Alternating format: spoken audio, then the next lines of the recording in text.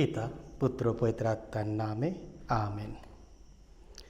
খ্রিস্টধর্ম পরম প্রিয়জনেরা, আজকে 21 তারিখ শনিবার। আজকের পবিত্র মঙ্গল সমাচার নেওয়া হয়েছে মতিরচিত মঙ্গল সমাচার 6 অধ্যায় 24 থেকে 34 পদ। কেউ দুই কর্তার সেবা করতে পারে না, কারণ যে একজনকে ঘৃণা করবে ও অন্যজনকে ভালোবাসবে, সে একজনের ওপর মনোযোগ দেবে এবং অন্যজনকে তুচ্ছ করবে। ঈশ্বর এবং ধন সম্পত্তি, এই দুইয়ের সেবা তোমরা একসঙ্গে করতে পারো না। এজন্য আমি তোমাদের বলছি, কি খাবে বলে বেঁচে থাকবার বিষয়ে কিংবা কি পড়বে বলে দেহের বিষয়ে চিন্তা করো না। প্রাণটা কেবল খাওয়া দাওয়ার ব্যাপার নয়, আর দেহটা কেবল কাপড় চোপড়ের ব্যাপার নয়।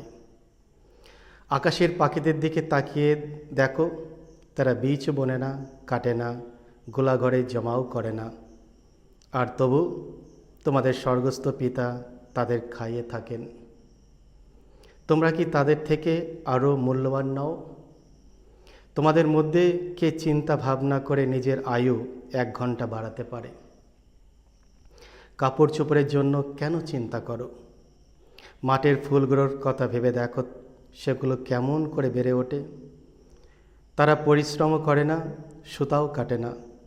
কিন্তু আমি তোমাদের বলছি, সলোমন রাজা এত জাঁকজমকের মধ্যে থেকেও এগুলোর একটারও মতো তিনি নিজেকে সাজাতে পারেনি।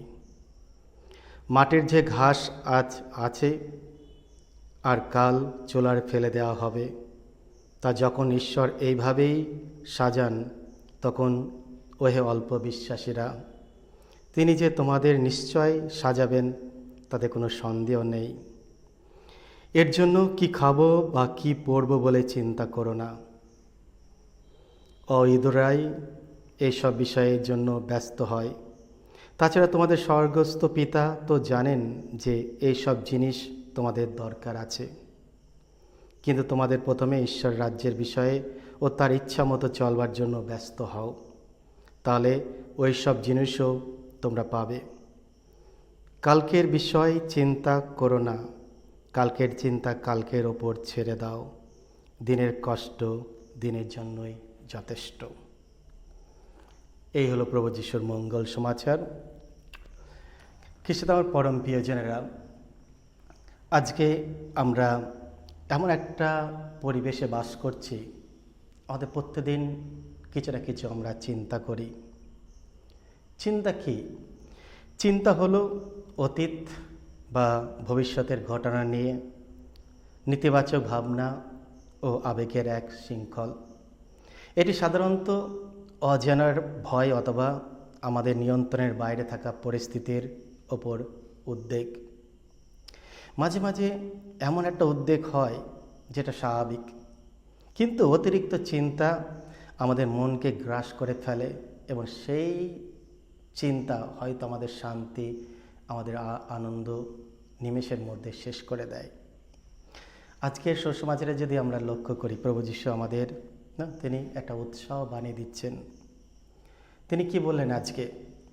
তিনি বললেন যে কি খাবো এর জন্য তোমরা চিন্তা করো না, বা কি পরবো দেহের জন্য চিন্তা করো না।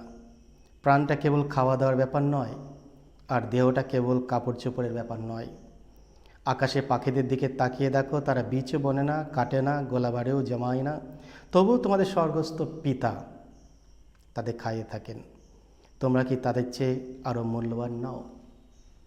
তোমরা কি তাদের চেয়ে আরও মূল্যবান নাও? যিশু স্পষ্টভাবে বোঝাতে চান যে চিন্তা করেও আমরা জীবনের এতটুকু যুক্ত করতে পারি না, বরং তা আমাদের জীবনকে গ্রাস করে দেয়। চিন্তা পরিস্থিতি বদলাতে পারে না, বরং আমাদের তা মোকাবেলার ক্ষমতাকে দুর্বল করে দেয়।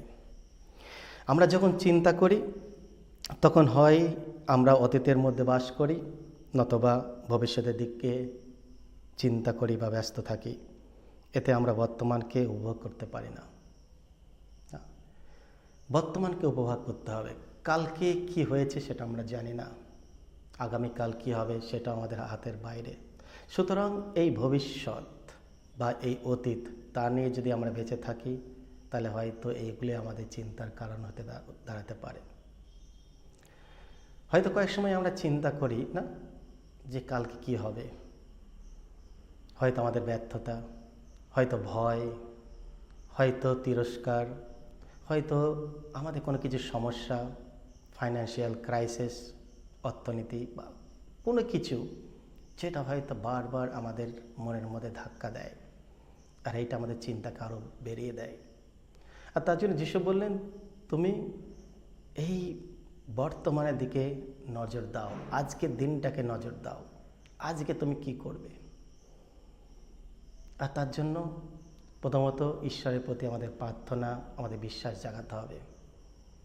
তিনি যখন আকাশের পাখিদের দিকে যত্ন নিচ্ছেন, বাগানের লিলি ফুলদের তিনি যত্ন নিচ্ছেন, আমরা তার থেকে খুবই মূল্যবান। তিনি আমাদের সৃষ্টি করেছেন, আমরা অতি প্রিয় তার কাছে। সুতরাং আমরা যদি তার উপর বিশ্বাস রাখি, আমাদের দুশ্চিন্তা বা যে কোনো চিন্তা করি, সেগুলো যদি প্রভুর চরণে আমাদের প্রার্থনায় যদি সমর্পণ করি, তিনি সেগুলির কেয়ার করবেন, আমাদের চিন্তা করতে হবে না। এই চিন্তাকে দূর করতে হলে আমাদের কি করতে হবে? প্রথমত ঈশ্বর উপর ভরসা, প্রার্থনা করতে হবে।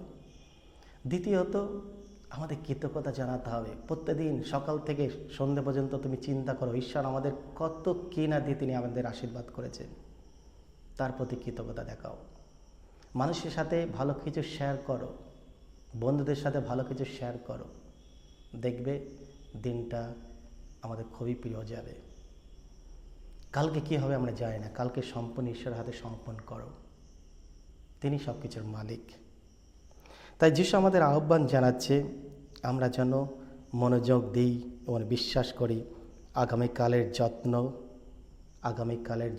বা আগামীকালের জন্য টেনশন না নিয়ে আমরা ঈশ্বরের ওপর ভরসা রাখি যে তিনি আমাদের পাশে আসেন, তিনি আমাদের সাহায্য করবেন। পবিত্র শাস্ত্রে আমরা শুনেছি সাধু পল কি বলছেন এই বিষয়ে।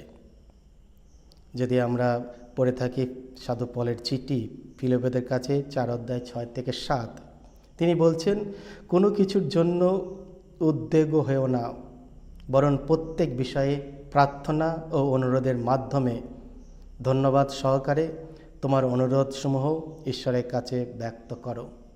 তাহলে ঈশ্বরের সেই শান্তি যা সমস্ত জ্ঞানকে অতিক্রম করে, তা তোমার হৃদয় ও মনকে খ্রিস্টে যিশুতে রক্ষা করবেন।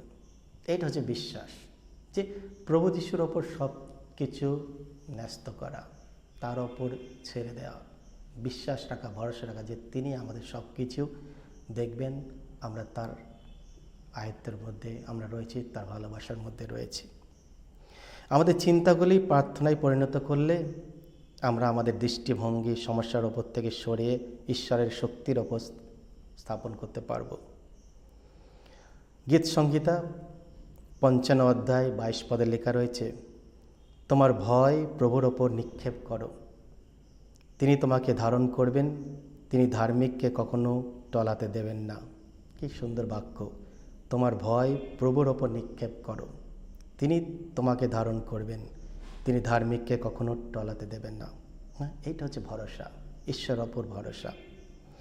অতএব চিন্তা নয়, বিশ্বাস করো, প্রার্থনার মাধ্যমে তোমার উদ্বেগকে ঈশ্বরের হাতে সমর্পণ করো এবং তার অদ্ভুত শান্তি উপভোগ করো। তাই খ্রিস্টে আমার প্রিয়জনেরা, এসো, যখন আমরা ঈশ্বরের বাণী নিয়ে চিন্তা করছি, আজকে আমরা ঈশ্বরকে ধন্যবাদ দিই। চিন্তা করি না, কারণ ঈশ্বর আমাদের জন্য চিন্তা করছেন, তিনি আমাদের জন্য ভাবছেন, তিনি আমাদের ভালোবাসেন। এসো আমরা ঈশ্বরের ভালোবাসার মধ্যে থাকি। আজকে শনিবার, মা মারিয়ার দিন। মা মারিয়ার সঙ্গে আমরা চলি। মা মারিয়া যেভাবে পিতা পরমেশ্বরের ওপর সেই ভরসা রেখেছিল যে সব কিছু তিনি মালিক, তিনি তাকে দিয়েছেন, আমরা মা মারিয়ার মতো ঈশ্বরের ওপর ভরসা রাখি যে তিনি আমাদের সঙ্গে সর্বদাই থাকবেন। সকলকে জয় যিশু। আজকের দিনটা শুভ হোক। ঈশ্বর আপনাদের আশীর্বাদ করুন। পিতা, পুত্র, পবিত্র আত্মার নামে আমেন।